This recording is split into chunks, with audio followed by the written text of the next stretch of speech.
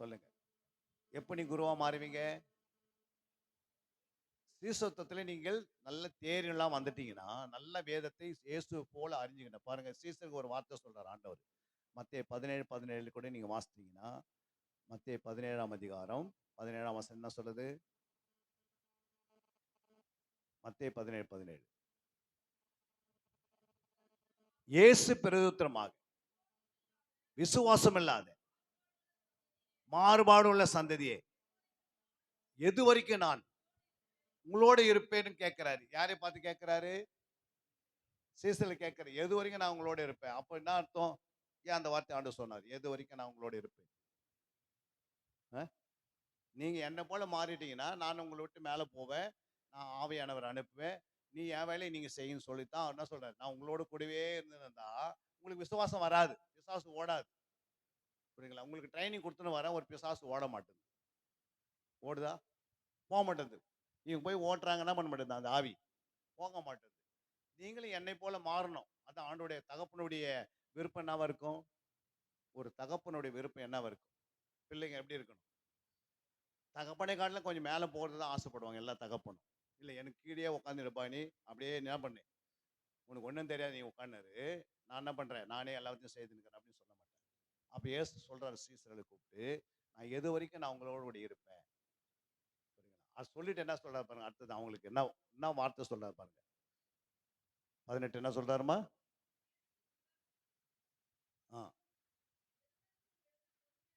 எது வரைக்கும் உங்களிடத்தில் பொறுமையா இருப்பேன், அவனிடத்தில் அவனை என்ன பண்ணுங்க, என்னிடத்தில் கொண்டு வாருங்கள்ன்றார். அப்ப நீங்க வளரணும், நல்ல ஆவியில வளரணும்னா நல்ல சத்தியத்தை இரவு பகலும் தேடணும். அதை தேடினதை என்ன செய்யணும்? வலை போடுறீங்க, தேடினீங்க, மீன் வந்துடுச்சு. அதனால அதை அப்படியே போட்டு குழம்பு செய்துறோமா? என்ன செய்யறோம்? அதை ஆராய்ந்து பார்க்குறோம். அதுக்குள்ள என்னென்ன மீன், பெரிய மீன் எது, சின்ன மீன் எது, எந்தெந்த குவாலிட்டியில வந்திருக்குது. அப்போ ஃபர்ஸ்ட் வேதத்தை தேடுறீங்க. தேடின பிறகு என்ன பண்ணுது? சில காரியங்கள் அதில் ஆராய்ந்து பார்த்து அதில் சில காரியங்கள் கொண்டு வரார் ஆண்டவர். அதை நீங்கள் பகுத்து பிரித்து என்ன செய்யணும்? தியானிக்கணும். தியானம் தான் 3வது ஸ்டேஜில் இருக்குது. வேதத்தில் எங்கெல்லாம் நீங்கள் தியானிக்கிறீங்களோ அங்கே என்ன உண்டாயிருக்கு? நம்ம உண்டாயிருக்கு தியானம் பண்றதுல. யாராவது ஒருவர் சொல்லுங்க பார்க்கலாம். அதனால உண்டாகுது தியானிக்கும் போது. ஓகே, அடுத்தது தியானிக்கும் போது என்ன உண்டாகுது? சங்கீதம் 1:2 தியானிக்கிறீங்க, இரவும் பகலும் தியானிக்கிறீங்க. சங்கீதம் 3 என்ன சொல்லுது? யாரும் தியானம் பண்ணாங்களோ அவங்க கனி உள்ள மாறுறாங்க. கனினா அன்பு உருவாகுது, நீடிப்பு உருவாகுது. யார் தியானிக்கலோ அவங்களுக்குலாம் என்ன உருவாக மாட்டேங்குது? கனி உருவாகுது இல்லை. யாக்கோபு தியானம் பண்ணாரு, என்ன நடந்தது? யாக்கோபு ஃபர்ஸ்ட் வேதத்தை எடுத்து தியானம் பண்றாரு. அப்ப தியானம் பண்ணும்போது ஃபர்ஸ்ட் என்ன உண்டாது? அவனுக்கு ஒரு மனவாட்டி கொண்டு வராரு ஆண்டவர்.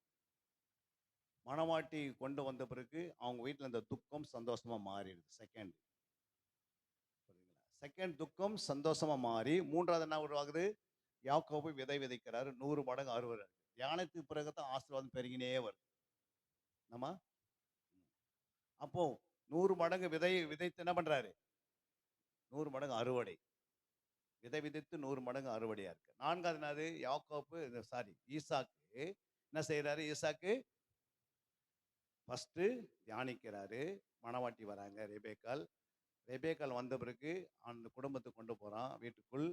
அங்கே அம்மாவுடைய கவலை துக்கமா சந்தோஷமா மாறுகிறது. 2வது 3வது அவன் விதை விதைக்கிறான், 100 மடங்கு ஆசீர்வதிக்கப்படுகிறான். அதுக்கு அடுத்தது அந்த மனைவிக்கு குழந்தை இல்லை, ஈசாக்கே ஜெபிக்கிறாரு, குழந்தை உருவாகுது. அப்புறம் 5வது அவனுக்கு எதிரியெல்லாம் வந்து கர்த்தர் உன்னோடு இருக்கிறார், நான் உங்களோட என்ன பண்ண போறேன்? உடன்படிக்கை பண்ணிக்க போறேன். இவ்வளவு நாள் உன்னை வெறுத்துக்கினே இருந்தேன், ஆனா இப்பதான் தெரியுது கர்த்தர் யாரோடு இருக்காரு? உன்னோடு தான் இருக்கிறான்னு சொல்லி. அப்படி நம்ம கிட்ட ஒரு 5 சாட்சி இருக்குதா? ஏன் சாட்சி இல்லைன்னு நம்ம என்ன பண்ணல? வேதத்தை தியானம் பண்றது இல்லை. அல்லையா? ஏன் தியானம் பண்றது இல்லை அப்படின்னா என்னன்னு தெரியல. ஏன் தெரியல? நம்ம படிக்கிறது இல்லை, தியானிக்கிறது இல்லை. ஆத்மா வந்து சும்மா வந்து உட்காந்துதான் ஒன்றாகாது. இந்த உள்ளுக்கிற ஆத்மா வந்து நாளுக்கு நாள் என்ன செய்யணும்? புதிதாக்கப்படணும், வருகைக்கு ஆயத்தமாக்கணும். அதை அவங்க கிட்ட அவனுக்கு கொடுத்துட்டாரு ஆத்மாவை. இப்போ உங்க ஆத்மாவை நீங்க தான் என்ன செய்யணும்? உங்க ஆத்மா யாரும்மா பரிசுத்தப்படுத்துறது? உங்க ஆத்மா யார் பரிசுத்தப்படுத்துவீங்க? அவங்க தான் பரிசுத்தப்படுத்திக்கணும். புரியுங்களா? சரீரத்தை பரிசுத்தப்படுத்துறோம், குளிக்கிறோம், இதுக்கு ஆகாரம் கொடுக்குறோம், இதுக்கு உடைகளை கொடுக்குறோம், இதுக்கு தேவைகளா படுத்து தூங்குறதுக்கு ஒரு பெட்டை கொடுக்குறோம், அப்புறம் உட்கார்றதுக்கு சேரை கொடுக்குறோம். இதெல்லாம் சரீரத்துக்கு கரெக்டாக நம்ம என்ன பண்ணுறோம்? யாரும் சொல்லாமையே என்ன பண்ணுறோம்? ஒரு நல்ல வீட்டை கட்டிக்கணும் ஆசைப்படுறோம். நல்ல சரீரத்துக்கு குள்ளங்குள்ள இருக்குன்னா என்ன பண்ணுறோம்? ஒரு ஏசியை போட்டுக்கிறோம். அப்புறம் ரொம்ப தொழு போகணும்னா டூ வீலரில் போனால் மழை வந்தால் கொஞ்சம் கஷ்டமாக இருக்குன்னு சொல்லி ஒரு காரை வாங்கிக்கிறோம். ஏன்னா இதை சரீரத்தை நேசிக்கிறதுனால செய்கிறோம். அது வானான்னு ஆண்டவர் சொன்னாரா? இல்லை, அதுவும் தேவை. ஆனால் அதை காட்டிலும் விலையேறி பெற்றது ஒன்று என்ன இருக்குது? ஆத்மா இருக்குதே. உன் ஆத்மா வாழ்கிறது போலன்றாரே. உன் ஆத்மா வாழ வேண்டும்னா என்ன செய்யணும்? ஃபர்ஸ்ட் ஆத்மாவுக்கு முதலாவது தேவனுடைய ராஜ்யத்தையும் நீதியும் தேடுன்றாரு. அப்போ முதலாவது தேவனுடைய ராஜ்யத்தை தேடினீங்கன்னா நான் இவெல்லாம் சரீரத்தெல்லாம் உனக்கு தானே என்ன பண்றோம்? நீங்க போய் தேடத்துல பரம்பிதா அது எல்லாம் உனக்கு என்ன பண்ணிக்கிறாரு? உனக்கு எல்லாத்தையும் தேவைகள் அவர் என்ன பண்ணிக்கிறாரு? தன் பிள்ளைகளுக்காக வைத்திருக்கிறார். அதது நேரத்தில் அதை என்ன பண்ணுவார்? கொடுத்துருவார். புரியுங்களா? நீங்க படிச்சு முடிச்சா வேலை கரெக்டாக கொடுப்பாரு. வேலையை முடிச்சா உங்களுக்கு பையனா இருந்தா பொண்ணை கொடுப்பாரு, பொண்ணா இருந்தா பையனை கொடுப்பாரு, அவரே கொடுப்பாரு. நீங்க போய் என்ன பண்ண தேவையில்லை, இங்க அங்க அலைய வேண்டிய அவசியம் கிடையாது. நம்ம அவர் விசுவாசிக்கும் குறைவா இருக்கிறதுனால நம்ம போய் தேர்ந்து கிடக்கிறோம். எல்லாத்தையும் நம்மளே தேடுறோம். புரியுங்களா? எனக்கு வேலை எங்கே கிடைக்கின்றது. நீங்க ஆண்டவரை நம்பினா ஆண்டவர் என்ன செய்வார்? கைவிடுவாரா? என்ன சொல்றாரு ஆண்டவர்? என் பிதாவாகிய தேவன் தன்னுடைய குமாரனை நமக்காக என்ன பண்ணாரு? தன்னைத்தான் என்ன பண்ண முழுமையா அவர் கொடுத்ததுனால மீது எல்லாமே கொடுக்காமல் இருப்பாரா அப்படின்னு சொல்லியிருக்கிறார். அப்ப இயேசுவே நம்ம கொடுத்துட்டு பிறகு மீது எல்லாம் நம்ம கொடுத்துட்டாரு. அந்த விசுவாசம் உங்களுக்குள்ள வரணும்னா நீங்க என்ன செய்யணும்? நல்ல உபதேசத்துல வளரணும். அல்லேலூயா. அதனால உபதேசத்துல வளருவதற்கு ஃபர்ஸ்ட் என்ன வேணும்? நீங்க நல்ல ஒரு பிடி படிக்கணும்னா பிரசங்கம் பண்ணுவது கற்றுக்கொள்ளணும். இயேசு அறியணும்னா பிடிஹெச் படிக்கணும். நீங்க இயேசு பற்றி மற்றவங்க போய் டீச்சிங் பண்ணணும் அப்படின்னா பேச்சுலர் ஆஃப் எஜுகேஷன் பிஎட் பண்ணணும். அல்லேலூயா. பண்ணணும்னா உங்களுக்கு அந்த ட்ரைனிங் கொடுப்போம். நீங்க கற்று தேறி என்ன செய்யணும்? அநேகர்களை போய் உருவாக்குவீர்கள்.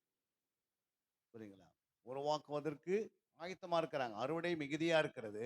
அதை போய் நடத்துவதற்கு யாரும் இல்லை. இப்போ ஆட்கள் இல்லை. ஆண்டு தேடி கொண்டிருக்கிறாரு. யாராவது என் வேலையை செய்யறதுக்கு வருவாங்களா உபதேசத்துக்கு அப்படின்னு கேட்கிறாரு. நம்ம என்ன செய்யறோம்? பிடிஹெச் படிச்சுட்டோம், அடுத்தது எம்டிஹெச் படிச்சுட்டோம், அப்புறம் பிடி யார் பண்றது, எம்டி யார் பண்றது, அப்புறம் டிடி யார் பண்றது, அப்புறம் இதுக்கெல்லாம் என்ன தேவையில்லை? பெரிய பெரிய படிப்பு தேவையாமா? பெரிய பெரிய படிப்பு தேவையில்லை. புரியுதுங்களா? நீங்க என்ன பாஷை பேசுறீங்களோ இந்த பாஷை வச்சுக்கிட்டீங்கன்னா உங்க மேல அவங்க ஆவியனை இறங்கிட்டாருன்னா நீங்க உலகம் ஃபுல்லா போயிட்டு வந்துடலாம். புரியுதுங்களா? நீங்க ஒரு உலகத்துக்கு போகிறீங்க அப்படின்னா ஆண்டவர் என்ன செய்வார்? உனக்கு ஒரு டிரான்ஸ்லேட்டரு ஒருத்தர் கூப்பிட்டு அவருக்கு ஒரு 10,000 ரூபாய் நீங்க கொடுத்தீங்கன்னா அவங்க உங்களுக்கு டிரான்ஸ்ஃபர் பண்ணுவாங்க. பண்ணவங்கள பண்ண மாட்டாங்க. நீங்க பேச போறீங்க, அவங்க பண்ண போறாங்க. ஏன்னா உங்களுக்குள்ள ஆவியானவர் இருக்கிறார், அவருக்குள்ள ஆவியானவர் இல்லை. அல்லேலூயா. டிரான்ஸ்ஃபர் பண்றதுக்கு யாராலும் பயன்படுத்திக்கலாம். ஆனா ஆவியானவர் இல்லாம எதையும் செய்யவே முடியாது. அதனால தான் எம்டிஹெச் பண்றோம். எம்டிஹெச் எதுக்கு? ஆவியானவர் அறிஞ்சு. அதுக்கு அடுத்தது எம்டிஹெச் முடிச்சா என்ன பண்றோம்? அப்புறம் பிஹெச்டி பண்றோம். பிதாவை அறிஞ்சுக்கிறோம். 3 பேரும் அறிஞ்சுக்கணும். என்னாவது? அம்மாவை அறிஞ்சிட்டீங்க, அப்பாவை அறிஞ்சிட்டீங்க, பிள்ளைங்க அறிஞ்சிட்டா எப்படி இருக்கும் அந்த வீடு? சமாதானமா இருக்கும். அம்மா என்ன பண்ணல? அப்பாவையும் அறிய முடியல, அப்பா அம்மாவை அறிய முடியல, பெற்றோர் பிள்ளைகளை அறிய முடியல. அப்ப வீட்டில் என்ன இருக்குது? எப்பவுமே என்ன இருக்கும்? குறைபாடுகள், சண்டைகள், போராட்டங்கள் எப்போ வந்துனே இருக்கும். சரிங்களா? அப்போ நம்ம யாரை அறியணும்? சங்கீதம் 139:1 என்ன சொல்றாரு? சங்கீதம் 139:1 கர்த்தாவே நீர் என்னை ஆராய்ந்து அறிந்திருக்கிறீர். யார் ஆராய்ந்து அறிஞ்சது? யாரு? கர்த்தாவே என்ன பண்றாரு? ஒவ்வொரு மனுஷனையும் என்ன பண்ணி இருக்கிறாரு? ஆராய்ந்து அறிஞ்சு வச்சிருக்காரு. எதுக்கு? 2ஆம் வசனம் பாருங்க. நீ எங்க உட்கார்ந்து இருக்கிறன்னு யாருக்கு தெரியும்? கர்த்தருக்கு தெரியும். ஏன்னா கர்த்தர் உன்னை ஏற்கனவே என்ன பண்ணிட்டாரு? ஆராய்ந்து வச்சிருக்கிறாரு. அப்புறம் நீ எங்க எழுந்து போற அப்படின்ட்டு அதுவும் ஆண்டருக்கு தெரியும். 4 மணிக்கு பிறகு எங்கே போவீங்க, 2 மணிக்கு பிறகு எங்கே போவீங்க, எங்கெங்கெல்லாம் வந்து பிளான் போட்டு வச்சிருக்கிறீங்கன்ட்டு யாருக்கு தெரியும்? அவருக்கு தெரியும். அல்லேலூயா. அப்போ உன்னுடைய உட்காருதல் ஆண்டவருக்கு தெரியும், உன்னுடைய எழுந்திருக்கிறதுல் ஆண்டவருக்கு தெரியும். அப்புறம் உன் மனசுல நினைக்கிறது, நீ என்ன நினைச்சுன்னுக்கிற அப்படின்ட்டு ஆண்டவர் என்ன பண்றாரு? தூரத்துல இருந்து அறிஞ்சு வச்சிருக்கிறார். அல்லேலூயா. நீங்க உட்கார்ந்து என்ன நினைச்சாலும் அவருக்கு என்ன பண்ண முடியாது? மனுஷனுக்கு மறைக்கலாம். ஆனா ஆண்டவருக்கு முன்பாக எதுவுமே மறைக்கவே முடியாது. அல்லேலூயா. உன் நினைவுகள் கர்த்தர் என்ன செய்றாரு? தூரத்துல இருந்து அறிவிச்சிருக்கிறார். நமக்கு யாருடைய நினைவு இருக்கணும்? 1 கொரிந்தியர் 2:15 என்ன சொல்லுது? 1 கொரிந்தியர் 2:15. ம். 17. சத்தமா. ஆ. 15, 16. கர்த்தருக்கு போதிக்கத்தக்கதாக அவருடைய சிந்தையை அறிந்தவன் யார்? என்னது? கிறிஸ்துவின் சிந்தை எங்களுக்குள் இருக்கிறது. புரியுதுங்களா? கர்த்தருக்கு போதிக்கத்தக்கவன் யார்? கர்த்தருக்கு யாரான போதிக்க முடியுமா? சொல்லுங்க. ஏன் கர்த்தருக்கு போதிக்க முடியாது? அவர் கர்த்தர். அதனால தான் என்ன பண்ண முடியாது? போதிக்க முடியாது. அதே போல நமக்கு யாராவது போதிக்க முடியுமா? சொல்லுங்க. நமக்கு யாரா போதிக்க முடியுமா? கர்த்தருடைய சிந்தை நமக்குள்ள இருந்துச்சுன்னா, நமக்கு யாரையுமே போதிக்க வேண்டிய அவசியம் இல்ல. புரியுதுங்களா? நமக்குள்ள கர்த்தருடைய ஆவி இல்லாதனால, கர்த்தருடைய சிந்தை இல்லன்னா, நமக்கு 4 பேர் போதித்துனே இருந்தா தான் நம்ம வளர முடியும். புரியுதுங்களா? அதனால தான் ஆண்டவர் சொல்றாரு, சங்கீதம் 1 யோவான் 2:27ல 1 யோவான் 2:27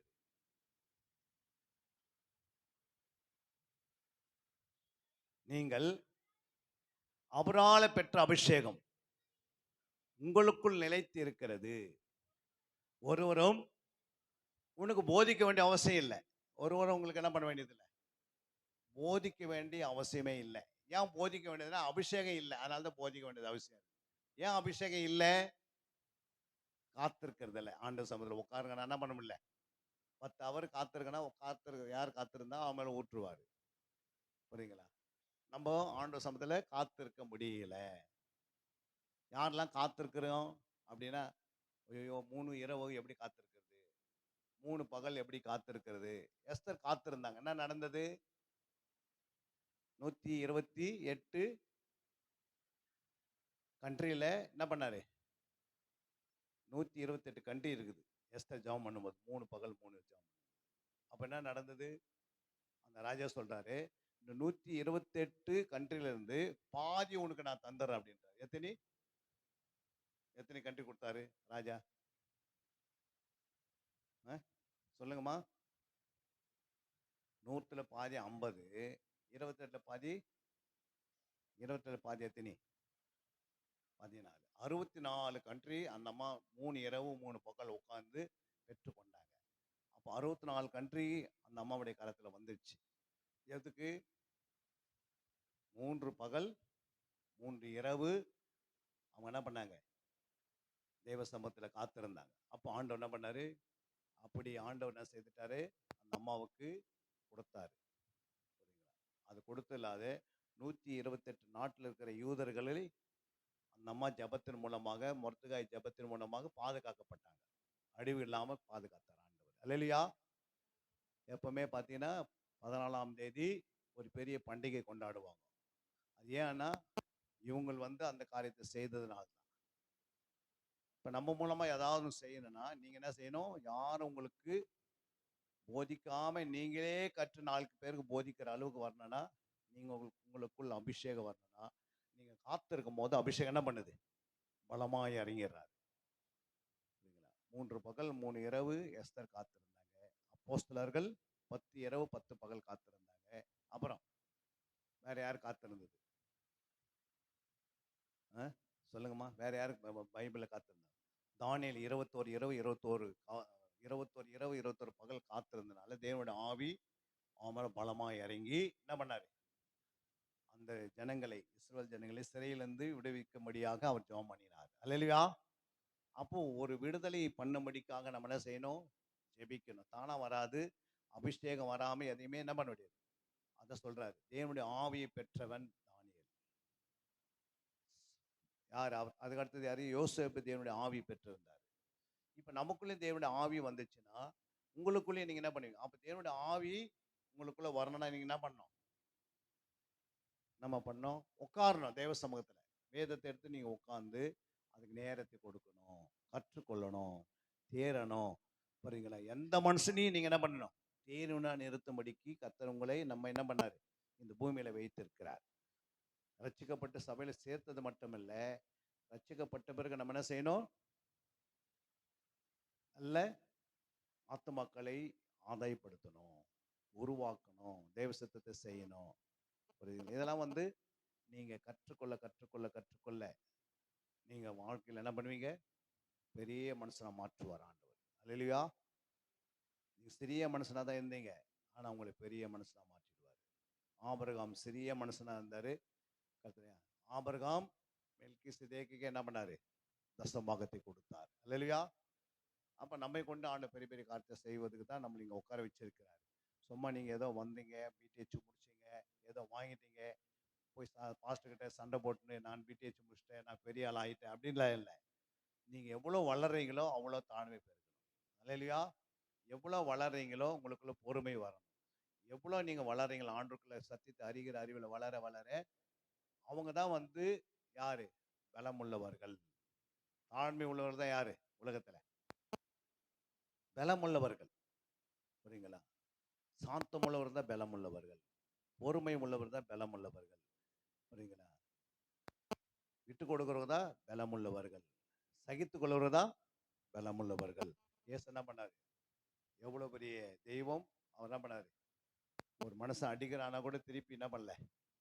அடிக்கல. புரியுங்களா? ஏன் அடிக்கல? பலவீனம் உள்ளவன் தான் அடிப்பான். பலமுள்ளவன் அடிக்கவே மாட்டான். நீங்க பலமுள்ளவனா மாறணும்.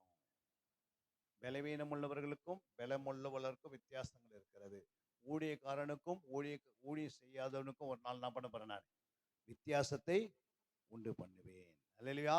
எத்தனை பேருக்கு புரியுது நான் சொல்றது? அதனால நீங்க பிடிஹெச் வாங்கியிருக்கிறீங்க. இப்ப சாட்சி நேரம் உங்களை கூப்பிடும் போது நீங்க ஒருவருக்கு ஒருவர் வந்து என்ன செய்யணும்? உங்களுடைய சாட்சிகளை நீங்கள் பகிர்ந்து கொள்ளணும். சுருக்கமாக 2 நிமிஷம் உங்களுடைய சாட்சிக்காக. இது அதனால தான் உங்களுடைய சாட்சி கேமரா வழியாக, இரண்டாவது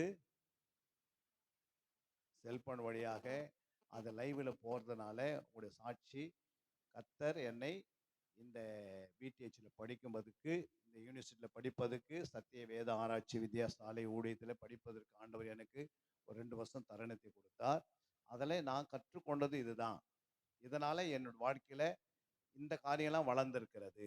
இந்த காரியம் எனக்கு உருவாக்கப்பட்டிருக்கிறது. இந்த காரியத்தில் நான் கொஞ்சம் வளர்ந்திருக்கிறேன் அப்படின்னு சொல்லி என்ன பண்ண நீங்க? சாட்சி கொடுக்கணும். அல்லேலூயா. கொடுக்கணுமா கொடுக்கக்கூடாதா? சத்தியத்தை அறிவில் சத்தியங்களை விடுதலையாக்கணும். இங்க வந்து நீங்க நான் பிறந்தேன் வளர்ந்தேன் அப்படின்னு நான் அந்த சாட்சி கேட்கல. அது வந்து தனிப்பட்ட வாழ்க்கை சாட்சி. இந்த 2 வருஷம் நீங்க படிச்ச பாடத்துல இருந்து கர்த்தர் உங்களுக்கு சொன்ன வாக்கியங்களை நீங்க என்ன பண்ணணும்? செயல்படுத்தணும். அல்லேலூயா. அந்த சாட்சி சுருக்கமா இருந்தா கூட போதும். 5 நிமிஷம் சொல்ல வேண்டிய அவசியம் இல்லை. 10 நிமிஷம் சொல்ல வேண்டிய அவசியம் இல்லை. 120 செகண்ட் நீங்க சொல்றீங்கன்னா அதுல அந்த வார்த்தை பிட்டு பிட்டு பிட்டு பிட்டு வச்சிடணும். இப்படி ஒரு மைய வார்த்தை நான் இது வரைக்கும் வேதத்துல பார்க்கல. இப்பதான் நான் பார்த்தேன். ஒரு மைய வசனத்தை பார்த்தேன். அது என்னை இந்த அளவுல உருவாக்கிச்சு. ஏன்னா வசனம் என்னுடையது இல்லை, கர்த்தருடையது. அல்லேலூயா. அது என்னை உருவாக்கிட்டது. வார்த்தை உருவாக்கிச்சு. இந்த அதிகாரம் என்னை உருவாக்கிச்சு. என் மனக்கண்களை திறந்தது. என் ஆவியின் கண்ணை திறந்தது. அல்லேலூயா. எனக்கு ஒரு தாழ்மை வந்தது. எனக்கு ஒரு பொறுமை வந்தது. எனக்கு ஒரு ஜபாவி கிடைச்சது. எனக்கு ஒரு விண்ணப்பத்தினாவும் கிடைச்சது. என் சபையில நான் நிலைத்திருக்க எனக்கு உதவி செய்தார். என் சபையில நான் சபைக்கு சொல்ற வாக்குத்தத்தங்களை வார்த்தைகளை கீழ்ப்படிந்து வாழ எனக்கு ஆண்டு ஒப்பு கொடுத்தார். இதனால் என் குடும்பத்துல என் சுபாவங்கள் மாறினது. புரியுங்களா? என் சுபாவங்கள் கோபம் மாறிடுச்சு, என் பொய் பேசுறது மாறிடுச்சு அப்படின்ட்டு இதுதான் வந்து சாட்சி. அல்லேலூயா. சில காலத்தில் குத்தப்பட்டேன். சில வசனம் என்னை வந்து மேற்கொள்ளவே முடியல. ரொம்ப கடினமா இருந்தது. இந்த வசனங்களை எனக்கு வாசிக்க வாசிக்க என் வார்த்தை அந்த வசனம் வந்து உயிரா இருக்குது, ஜீவனா இருக்கிறது. அந்த வசனத்துக்குள் வல்லமை இருக்குது. அதனால தான் அது கிரியை செய்கிறது. அல்லேலூயா. யாரெல்லாம் சாட்சி கொடுக்க போறீங்க? அவன்கிட்ட கரங்களை உயர்த்துங்க பார்க்கலாம்.